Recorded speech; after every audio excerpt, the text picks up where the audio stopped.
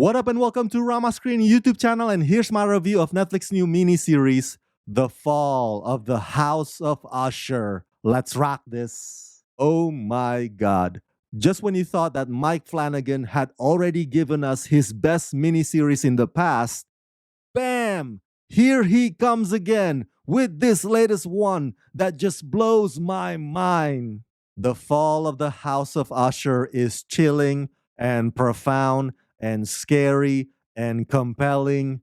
Each episode leaves you with that sinking feeling in your heart. And what I love about it is that just like Mike Flanagan's other masterpiece, Midnight Mass, which I adore, this one also digs deep into its character study, and it is so riveting you can't look away even if you try. Yes, it's an adaptation based on Edgar Allan Poe's short story, but it's only loosely based because if I'm not mistaken, the original material only consisted of just a few characters, mainly Roderick and his sister Madeline. But Mike Flanagan and his team of writers expanded that into this massive saga that takes its inspiration from the true life of the crime family behind the opioid epidemic, the Sacklers, and their Purdue Pharma.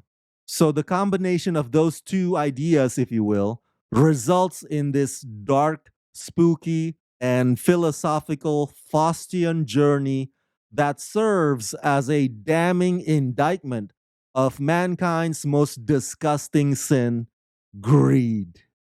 Created, showrun, and directed by Mike Flanagan. In this wicked series based on the works of Edgar Allan Poe, ruthless siblings Roderick and Madeline Usher have built Fortunato Pharmaceuticals into an empire of wealth, privilege, and power. But past secrets come to light when the heirs to the Usher dynasty start dying at the hands of a mysterious woman from their youth.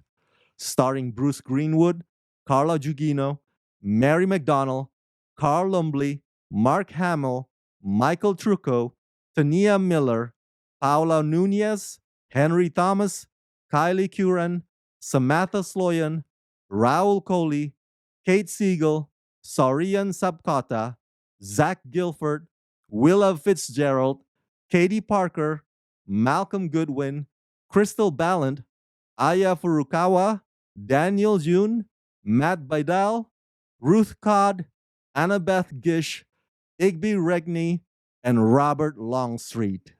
So there are a total of 8 episodes. Each episode runs a full hour long, but don't worry, none of it feels sluggish.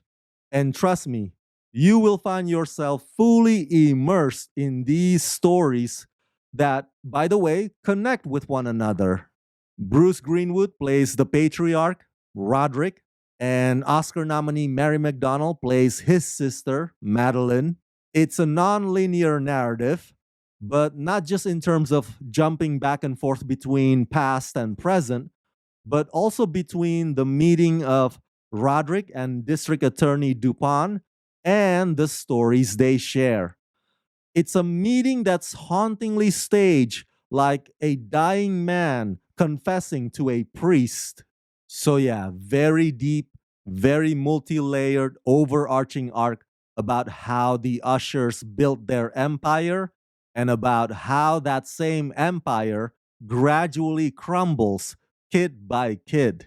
By that, I mean every episode, well, most episodes, you will get to see how each and every one of Roderick's kids gets snatched away from him. Some are more deserving than others, and it got to the point where I kind of look forward to seeing how the madness takes hold of them. I mean, the way that that's done is clever and eerie and unsettling. The writing is without a doubt this show's best quality. I mean, the writers give the key characters long monologues or speeches that perfectly encapsulate what it is that drives them, what it is that pressures them, and what it is that turns them from good to bad. And it also sounds like they sneakily incorporated Edgar Allan Poe's poems into some of those monologues, which gives it that extra umph, that extra depth, that extra impact. At times it's melancholic, but in a really, really creepy way. This show plays with so many gothic designs and imagery and visuals that will stay in your head long after the end credits roll. A lot of it are a crazy sight to behold that's both nauseating and stunning.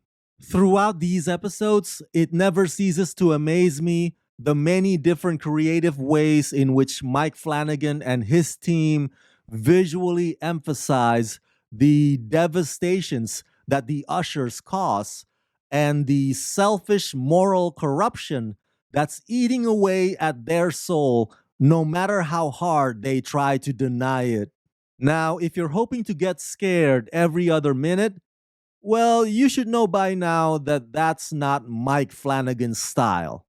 If you're familiar with his previous works, well, just like those, The Fall of the House of Usher also leans more into its drama. Let me put it this way: the horror factor in The Fall of the House of Usher is kind of like Jacob Marley and those Christmas ghosts in that Charles Dickens classic. Remember that? But there's no Jacob Marley here. It's basically just old man Roderick consistently freaking himself out as he recalls and recounts all the terrible things that his family had committed. And even in their arcs, even in their journeys, even in their eventual self destructive nature, there are glimpses of regrets that almost make us feel sorry for them. Until, of course, we realize that they are not the victims of their circumstances, but they are the captains of their horrible, horrible choices. Which brings us to the actors. I love that Mike Flanagan keeps the same Rolodex of actors for all of his anthology miniseries. Ryan Murphy is another creative talent who also does that same strategy. And I think it's fantastic because not only does this keep those actors employed, but also them having to play different characters in each project compels them to flex their acting muscles. It's like a new, exciting challenge for them every single time. It's a big cast ensemble, and all of them are solid. If I were to pick a favorite, it would have to be Bruce Greenwood, who does a phenomenal job delivering his lines and embodying this character burdened by guilt. As for the ones who play Roderick's grown up kids, actress Tania Miller leaves the most impression on me. Absolutely remarkable, incredibly committed, and with so much passion. The weakest link to me is Zach Gilford, who plays younger Roderick. I don't know what it is. I can't quite put my finger on it, but something about Zach's performance that looks stale and lacking any type of range. You know what? I'll just chalk that up to Zach probably having an off form season. Who knows? But don't worry, it doesn't ruin the entire mood of the entire show. So, yeah, overall, I give The Fall of the House of Usher the rating of 4.5 out of 5. One of the best written, most astonishing miniseries of the year. I can't stop singing praises about it.